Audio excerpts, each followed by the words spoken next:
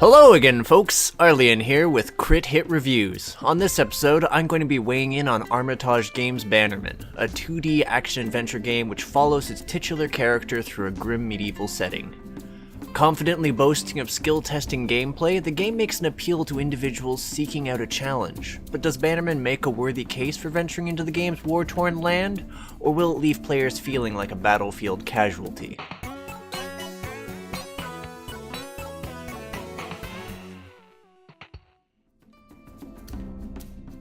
Well, to start things off, the controls are fine in my book, given that they offer support for keyboards and controller users, in tandem with fully customizable key bindings, though I personally found the controller's default settings easy enough to navigate and worked rather well with the game.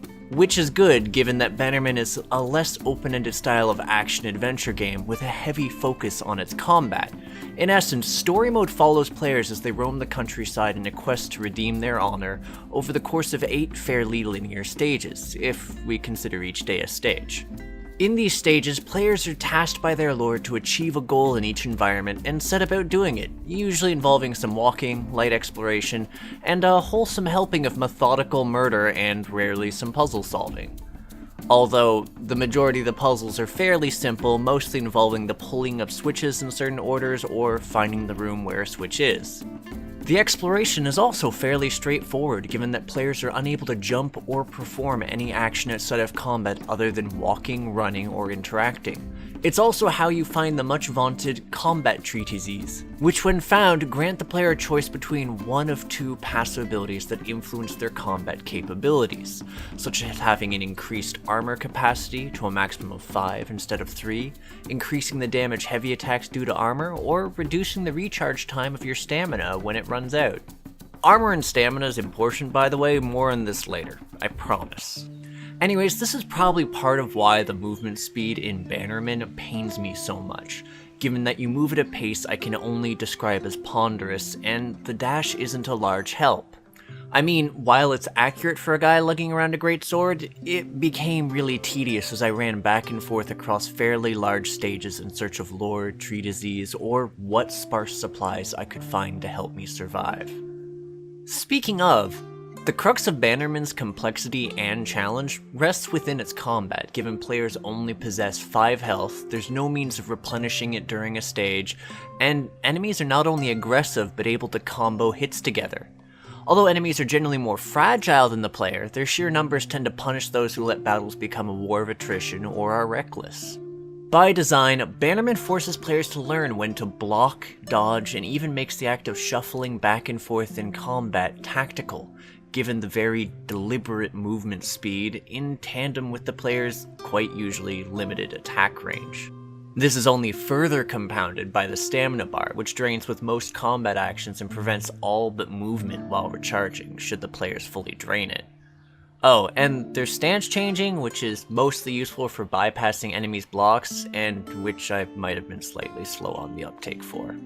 Suffice to say, all of the above culminated in my death at least a few times, and my subsequent return to the start of the respective stage, given the game's relative lack of checkpoints.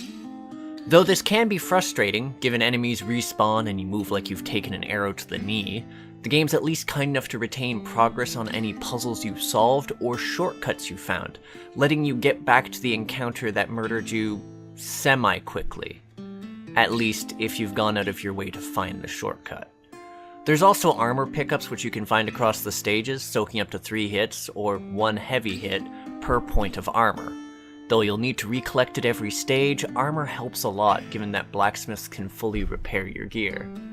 Well, except when you meet enemies with armor, which requires that you commit to a slower, more stamina-taxing heavy attack to chip away at it more effectively. In fact, pretty much any advantage you get equipment-wise, such as the shield or bow, you'll end up on the receiving end of. What's more, though your versions have durability, the enemies have no such limitations. This gets really aggravating with ranged enemies, given they can spam you all day, and unless you have a shield, you're forced instead to rely on evasion.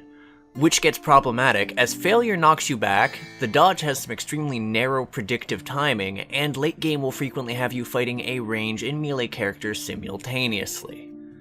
That's not to say the game doesn't have a decent array of enemies, as most of the stages manage to introduce new variations whose primary danger is not just an armor or health increase, but rather a new and threatening attack pattern I needed to learn.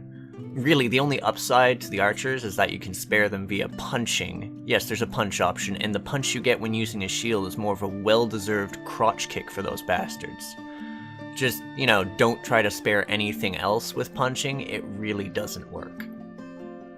The game also has some pretty solid boss encounters, which return as mini-bosses later, and I found myself pretty fond of most of their mechanics, even the ranger boss, who I didn't find so bad. Heck, when the late game boss rush happened, I was pretty hyped about doing it and getting to face off against them at what was quintessentially the pinnacle of my strength. Except the cleric. Buck that guy, buck his summoning spell, buck him shooting me while his summons stab me. Though not so much of a threat when close, if he manages to hit you and get some distance or just happens to immediately summon a swarm of foes, things get bad pretty quick. Even the optional last boss, who is massively tanky compared to everything else in the game, is preferable to the cleric boss. Anyways, that more or less just sums up what story mode had to offer, which brings me to Gauntlet mode, a prolonged set of combat encounters which not only pits the players against a fairly wide variety of basic enemies, but also sees them challenging 4 of the game's bosses, the last 2 of which are back-to-back. Still, there is armor and equipment to be found as you proceed, though the game isn't as kind as to provide you the boon of any treatises. Essentially, it's more for bragging rights among players as they compete with each other for the fastest clear time. There's even a leaderboard which displays the top 5. I was only 6 minutes 39, off by 2 minutes from the best score, so hey. And that more or less sums up gameplay, so let's talk story. A basic summary is as follows. The game places the player into the titular role of a Bannerman, one who's in service to Lord Crowley, who's in the process of a violent feud with his nemesis Lord Randall. Though, I suppose you don't really remain a Bannerman for long, given that during the introductory conflict, you manage to wander straight into Randall. After a fairly courteous exchange where he politely requests you relinquish your side's banner to him and back down, you decide the best way to proceed with negotiations is to make a display of aggressive diplomacy by drawing your sword out and promptly get slapped around in a display of pugilistic proficiency that would make gentlemen everywhere weep. Though left for dead, you manage to rejoin your side, where you find out that your boss is in the process of gathering his forces so he can raise a literal warpath across the countryside to reclaim his banner and get even. And to achieve this, Crowley begins to task you with a series of morally hazy suicide missions to wipe away the stain of your disgrace. So, suffice to say, while you're the protagonist of Bannerman, you're certainly not heroic by any stretch of the imagination, given that the story gives an extremely stark look at medieval soldiers, the battles they waged, and how they affected the regions they occurred in.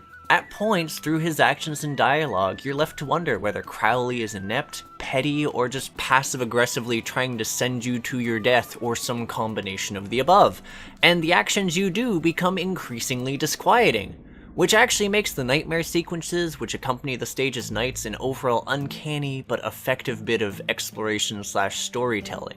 Hammering home the brutality of the actions the Bannerman had just finished perpetrating during the day, as well as the guilt and trauma that accrues over the course of the game. Think of it like a 2D PTSD simulator. That said, there's a lot of subtlety to the story and world building, given that a lot of it's found in optional dialogue or bits of scattered lore, the majority of which is all optional. Choice-wise, the overall story itself will progress more or less the same regardless of what you do or how many archers you punch instead of stab, though there is a secondary ending if you choose an alternate course of action at the very culmination of the game and repay an earlier favor. Moving on, graphically, I actually really enjoyed Bannerman's animation style, and never had any issues with how it depicted things. The portraits for the NPCs during dialogue could clash at times, but I found them to be a nice touch overall. As for the environments and the props which inhabited each one, they just meshed in a very natural way. I honestly found they managed to paint a solid tableau of the world you were in, and the animated set pieces never really interfered with gameplay or felt out of place graphically. Furthermore, the combat animations were actually very satisfying, both in the depiction of authentic sword fighting techniques and just how much of an impact actually slaying an enemy felt.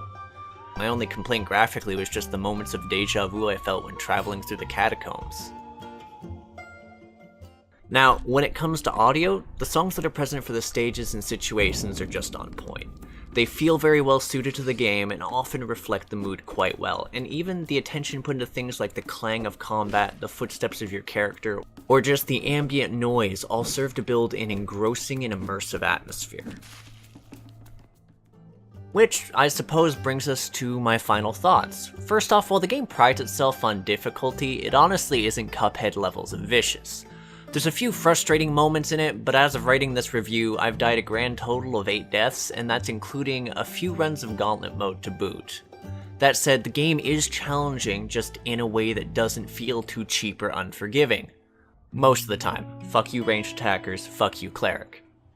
Altogether, I really like the gameplay and the story, I just wish there was more of it. I say this having cleared the game, explored thoroughly, got both endings, and clearing the gauntlet, something that only took me 3 hours and change. So if you're a gamer that values replayability or how long a game is going to be able to keep you immersed with its mechanics, you might come up a bit short here. Though if you're here for the experience, between the solid gameplay and the bleak direction that its narrative takes, it's definitely a journey that's worthwhile. In essence, I feel that Bannerman is a good game, enough so that I'd rate it a hit and recommend giving it a look, but I'd entirely understand if prospective players wait until it goes on a Steam sale given the length. Anywho, if you enjoyed this video, like, comment, I do read them, and subscribe. And, hit the little bell button so you're alerted to when we actually make a new video. Oh, and join the Discord if you like nerdy communities. Anywho, this is Arlyeon, and I'll catch you next time.